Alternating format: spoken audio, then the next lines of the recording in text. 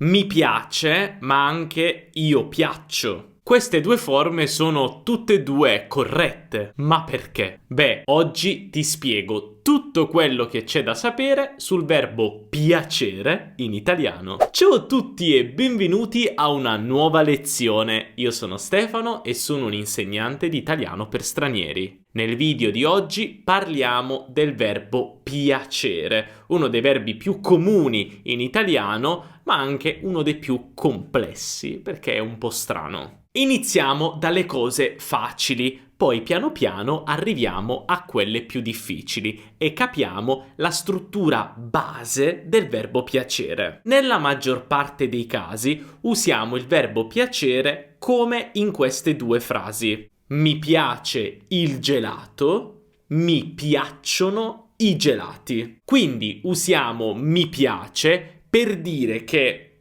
io, ok, quindi la persona che prova piacere, apprezza una cosa singolare, il gelato, una sola. Ecco perché usiamo mi piace e poi la cosa che ci piace, il gelato. Ma se le cose sono plurali, quindi i gelati, usiamo mi piacciono i gelati. Mi piacciono. Ora, il verbo piacere può essere anche seguito da un verbo all'infinito, quando per esempio ci piace un'attività. In quel caso il verbo piacere è sempre singolare. Per esempio, mi piace correre, mi piace correre. O anche mi piace suonare la chitarra, mi piace suonare la chitarra. Quindi la persona che prova piacere non è io, tu, lui, lei, ma è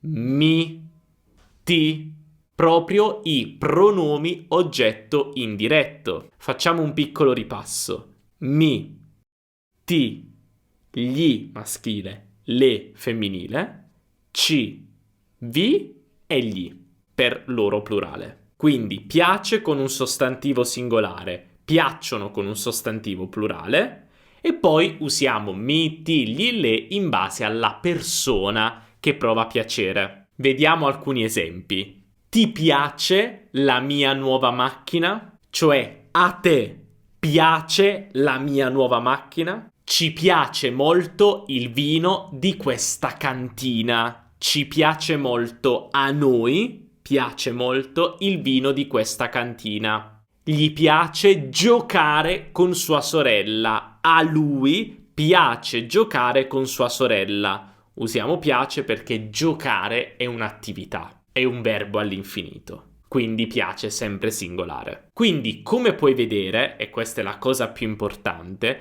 in italiano con il verbo piacere il soggetto non è la persona che prova piacere, ma è la cosa che piace. Cioè, se io dico mi piace il gelato, io non sono il soggetto della frase, ma il gelato è il soggetto della frase. Il gelato piace a me.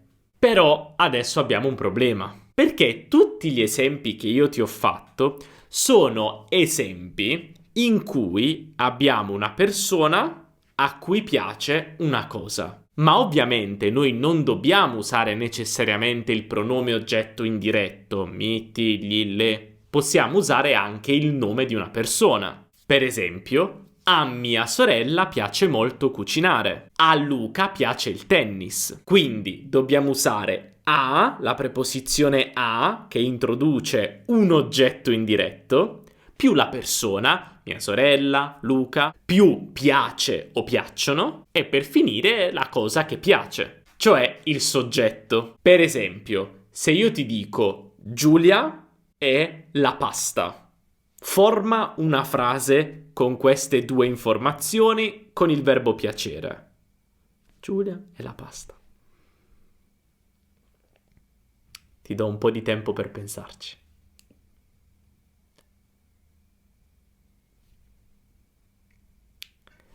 A Giulia piace, perché pasta è singolare, la pasta. A Giulia piace la pasta. Questo è molto importante perché spesso voi studenti dimenticate A e dite Giulia piace la pasta. No, a Giulia, perché la pasta piace a Giulia. Quindi ricorda sempre la preposizione a. Se non usi mi, ti, gli, le, quindi usi proprio il nome della persona, devi usare a. A Giulia piace la pasta. Questo è molto importante. Ma fino ad ora abbiamo parlato del caso in cui a una persona piace una cosa. Ma se a una persona piace un'altra persona, allora le cose diventano più difficili. Questo perché se il soggetto di piacere è la cosa che piace, ma non parliamo più di una cosa, ma di una persona, non possiamo usare soltanto le forme piace o piacciono, le terze persone, ma dobbiamo usare tutte le persone del verbo piacere. Eh sì, perché il presente del verbo piacere, la coniugazione del presente, è così.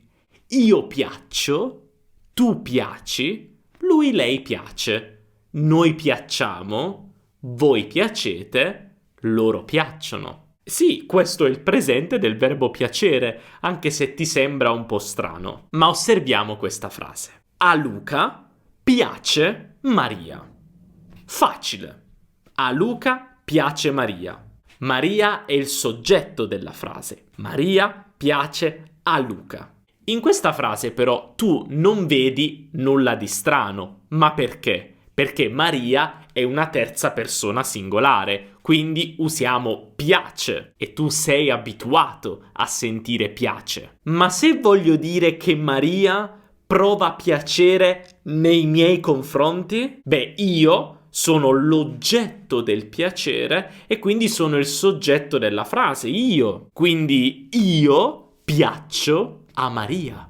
Hai capito? Io piaccio, perché se io sono il soggetto devo usare la forma corretta del verbo piacere e poi a Maria. Sempre la preposizione a è la persona che prova piacere. Vediamo altri esempi. Tu piaci a Luca. Tu piaci a Luca. Noi non piacciamo alla tua famiglia. Secondo te gli piaccio? Gli piaccio? Cioè io piaccio a lui? Voi piacete molto alla professoressa. Voi piacete molto alla professoressa. Capito come funziona? Lo so, è diverso, ok? È una cosa a cui sei meno abituato. Però è logico come funziona. Se abbiamo due persone, una persona che prova piacere e una persona che è l'oggetto del piacere, la persona oggetto del piacere è il soggetto e quindi dobbiamo coniugare il verbo piacere in base a quella persona, che può essere io piaccio, tu piaci, noi piacciamo, eccetera. Ma dopo tutte queste regole che ti ho detto, io so che tu hai bisogno solo di una cosa: degli appunti di questa lezione. Eh sì, perché abbiamo preparato per te un bel documento con tutti gli appunti di questa lezione, scritti in modo accurato, tutti gli esempi, delle tabelle riassuntive e anche degli esercizi. E certo, perché hai bisogno di fare pratica con gli esercizi per ricordare le regole di oggi. E gli esercizi su questo argomento sono molto